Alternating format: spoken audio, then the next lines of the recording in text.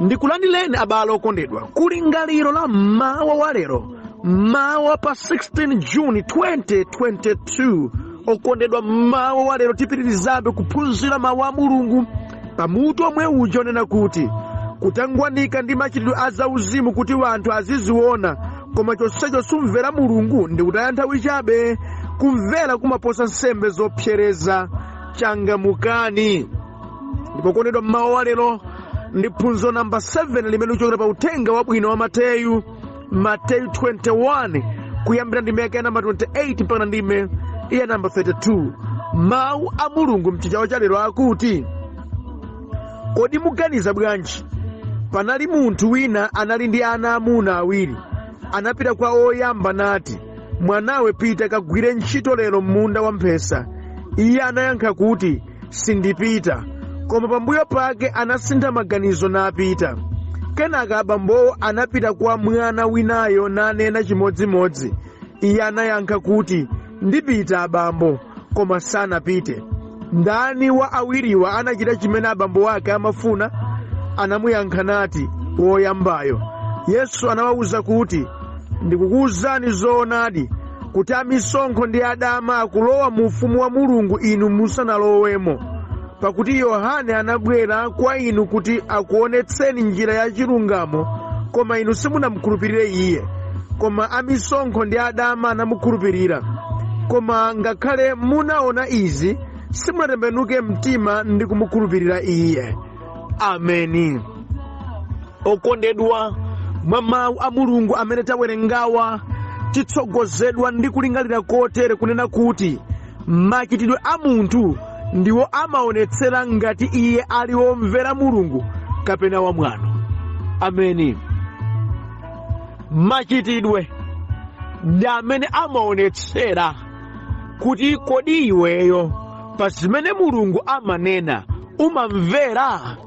Kunena kwina, sisingolira kuyankhula ayi, sisingolira kudziwa ayi, zikulira kuchita.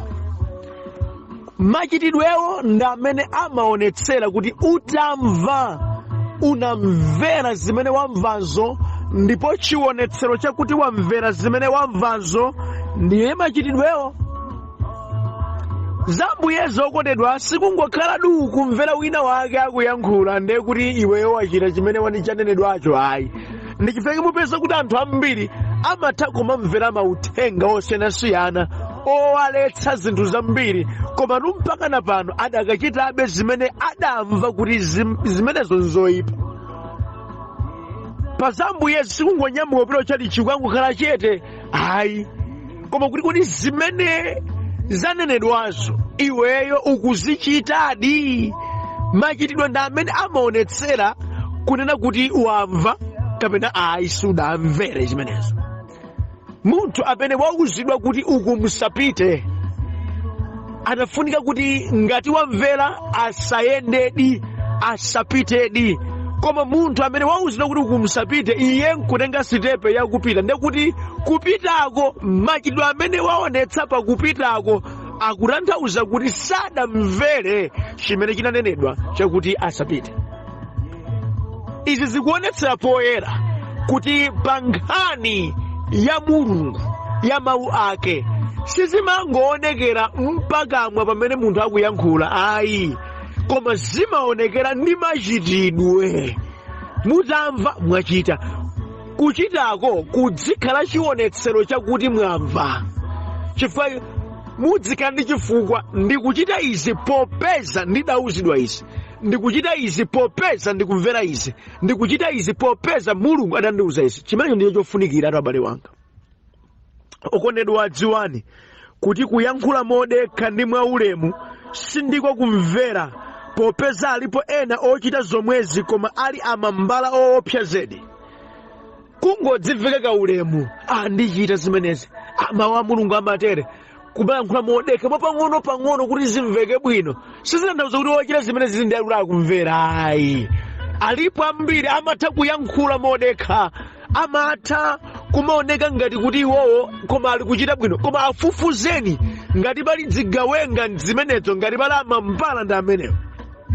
oyankhula mwa ulemu anthu komanso ankhanza kwambiri taonapo, ooneka ofatsa koma atambi kwambiri zedi alipo, ooneka anthu amaonekedwa abwino ofatsirafatsira koma ngati anthu akupeza mavuto mu ntchito nkhani yake ndi mkulu amene amanama kwambiri zedi, amasinjirira ndi kumanyoza anthu kwambiri zedi, kankhope kuoneka ka innocent anga kauzimuzimu koma ngati pali anthu amene akusokoneza manja anu ake ndi amene ndiye kuti okondedwa pa nkhani yomvera mulungu sili m'mawu chabe ayi kapena ili m'maonekedwe chabe ayi koma ili mukuchita chimene mulungu ayembekeza. Ameni. Okondedwa, sinthawi zonse zimene maonekedwe kapena mayankhulidwe amakhala chionetsero choona cha zimene zili mu mtima mwa munthu koma machitidwe ake ndiwo. Sinthawi zonse zimene munthu amapanga match ndi zimene akuchita ndi maonekedwe ake ayi. Alipo ambiri okondedwa monga ndakamba kale amaonekedwa abwino, amayankhulidwa abwino koma machitidwe awo olakwira chifukwa zimene zili mu mtima mwawo nzinaso, zimadakhazikitsa iwo nzinaso. Ndichifeke ndikukuwuzani kuti sinthawi zonse zimene maonekedwe kapena mayankhulidwe amagwirizana ndi zimene munthu adakhazikitsa mu mtima mwake. Alipo wena okondedwa oyankhula bwino kwambiri, ooneka augwiro zedi koma ndathakati zili mu mtima mwawo ndi zoyipa kwambiri. Alipo ambiri akhumudwitsidwa atafera maonekedwe, atafera mayankhulidwe pamene amakazindikira kuti munthuyu ndi mambala. Too late. Chidamzindikiritsa nchiyani kuti munthuyo ndi mambala? Machitidwe ake a munthuyo. Ndikuyankhula pano alipo ambiri adakhumudwa nawo anzawo ena, adakhumudwa nawo akazi wawo, adakhumudwa nawo amuna awo amene adawaonetsa karekita ina, amkayankhula mwa mtundu wina koma pakupita kwa nthawi adakadziwa chenicheni chili mu mtima munthuyo ndi adakhumudwa kodi mzanga ulidere. That's why chichewa chimanena kuti alidere nkulinga utayenda naye, utadziwa zenizeni za machitidwe ake a munthuyo. Okondedwa, alipo ambiri odziwa kuyankhula koma palibe ngakhale chimodzi chimene amachitapo mawu awo. Oterewa ndi abodza ndi opanda pake ndipo sapindula kanthu. Ichi dziwani. Trinawo ambiri okondedwa wodziwa kulonjeza, trinawo ambiri okondedwa wodziwa kuyankhula koma tafufuzani pa mawu awo amene ayankhula nchiyani chimene achitapo mupeza kuti olo chimodzi sadachitepo.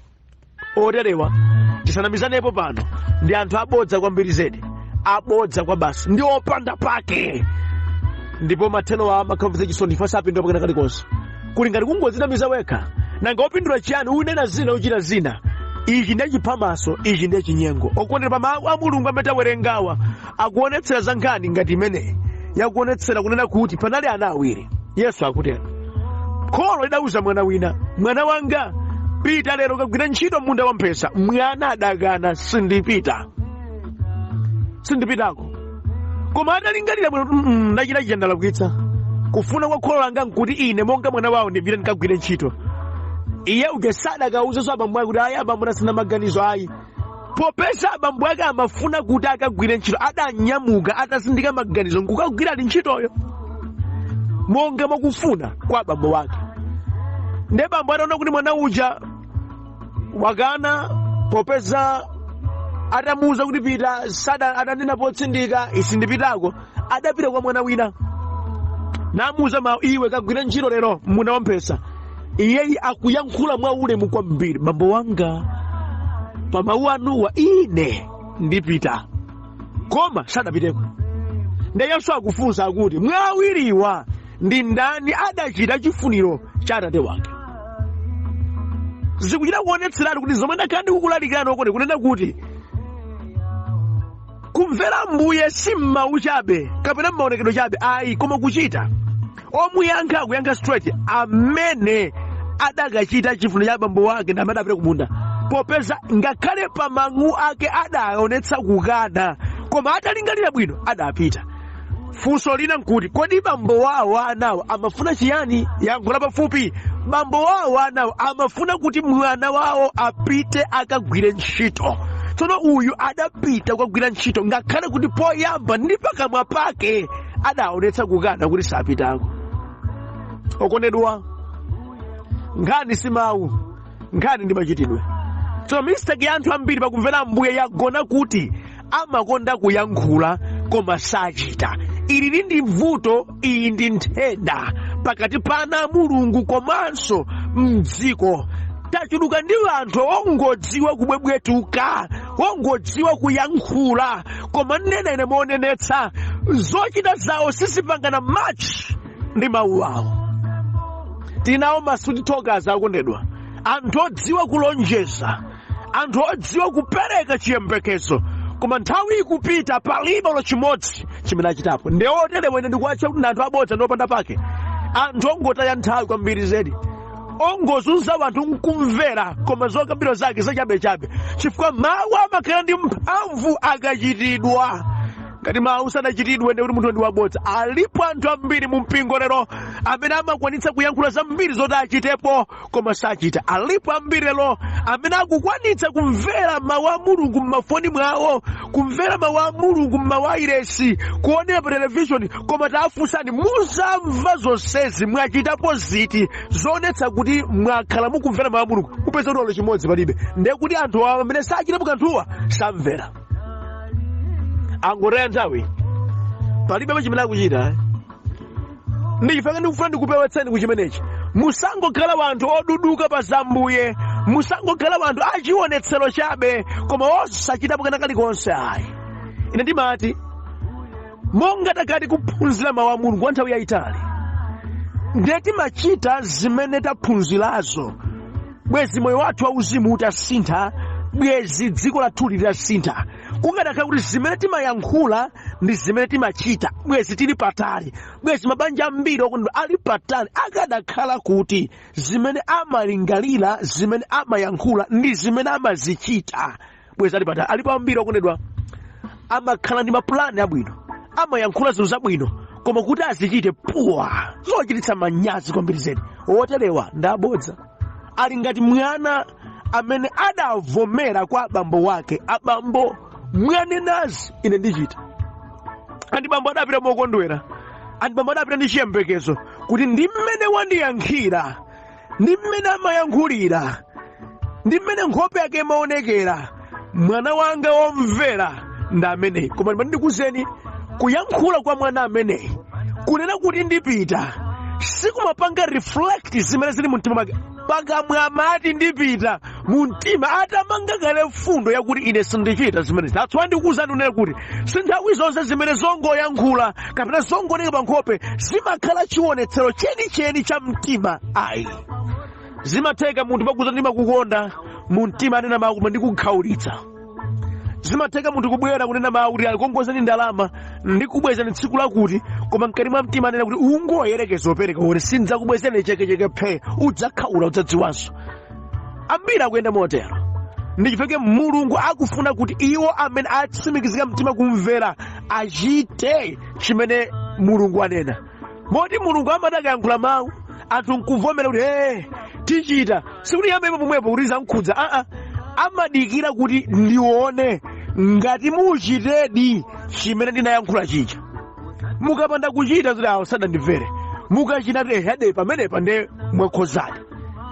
Ameni. Ndichifukwa kumakhala kwabwino kuti ngakhale munthu mwina poyamba sudavomere chimene Mulungu anena, koma utalingalira bwino ndikubwerera, ndiye kuti ukhala munthu wabwino, ukakwanitsadi kuchita.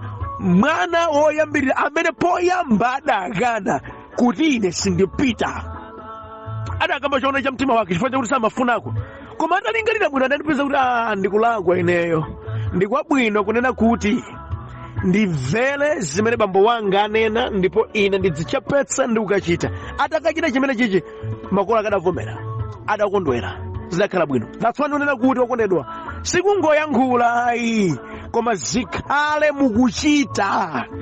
Ngati mmangoyankhula mmadzinamiza nokha, tsopano mukhale munthu amene mukhoza kuchita chimene Mulungu akunena. Chifukwa Yehova adzayembekezabe kuti mudzafike pakuchita chimene Mulungu anena. Otherwise sakumvera, siziteka.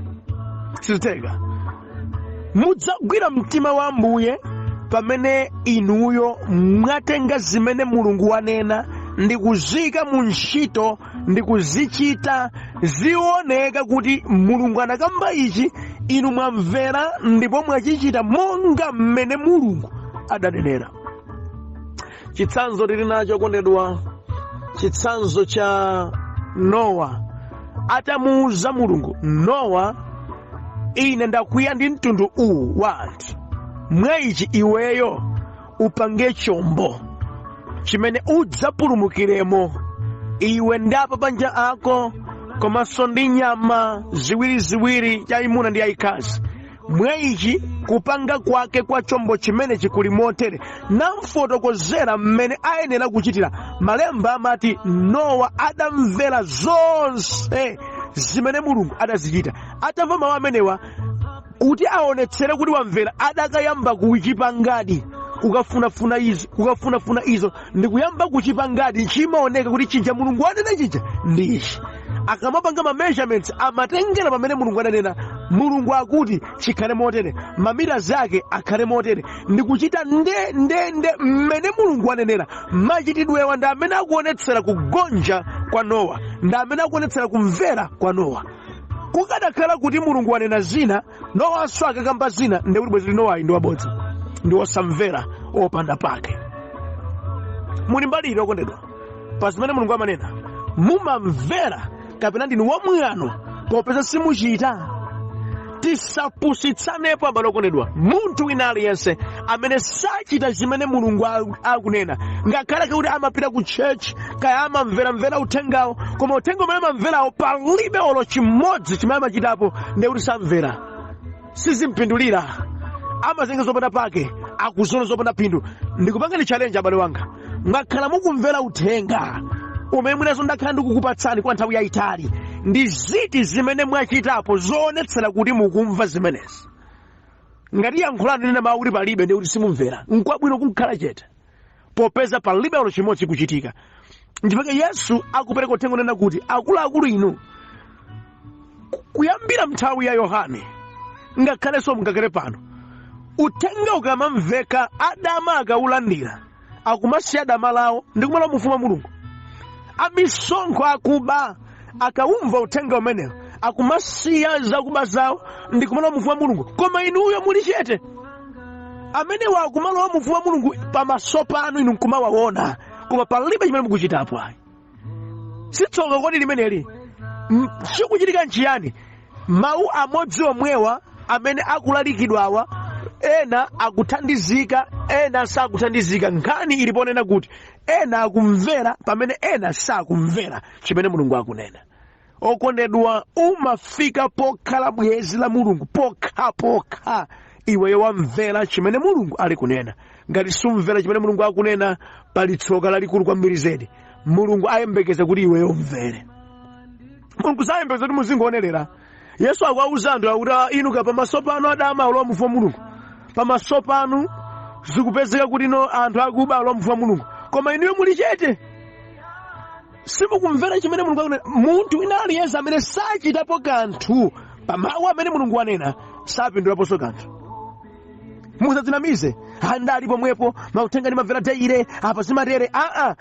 Kumva mukhoza mamvadi, koma ngati simuchitapo kanthu, ndi kuti simudamvere, chifukwa kumvera nkuti kwayankhulidwa mawu akuti iwe uchite, iwe nkuchitapo di kanthu. Zimenezi ndiye kumvera. Koma ngati sudachitapo kena kalikonse, ukungodzinamiza wekha, ukungodziretsa nthawi. Nchifukwa mutu umene kulondola kunena kuti kutangwanika ndi machitidwe azauzimu kuti anthu aziziona, koma chonsecho sumvera Mulungu, ndi kutaya nthawi chabe. Kukhala bwanji kutaya nthawi chabe? Nanga supindula kena kalikonse kaya. Chifukwa ndi okhawo amene atenga mawuwa ndi kuwachitadi monga mmene mawu alili, monga mwa chiyembekezo cha Mulungu, amene amapindula. Mwana amene adavomera ndipita koma osapita, adakhumudwitsa abambo wake, adanamiza abambo wake. Mwana amene adakana poyamba nasintha maganizo koma ndikupita, adakondwetsa kholo lake, chifukwa kholo limanena kuti suwe uja umati supita, nasintha maganizo abambo wanga, naona kuti sindakhoza. Wachita bwino, kholo likondwera naye. Kwa mwana amene anavomera kuyankhula mwa uzimuka, kuyankhula mwa ulemu, koma sadapite, funso nkumati kodi munati yana achimwene? Ndati ndipita. Mwapita? Hayi sindapite. Ndiye kuti ndi wamwano, mwandinamiza, mwandiderera. Inu muli mbaliti, simukunamiza Ambuye, simukumuderera. ndi okhawo amene amatenga zimene Mulungu wanena naziyika mu ntchito zawo za tsiku ndi tsiku, amene amapindula.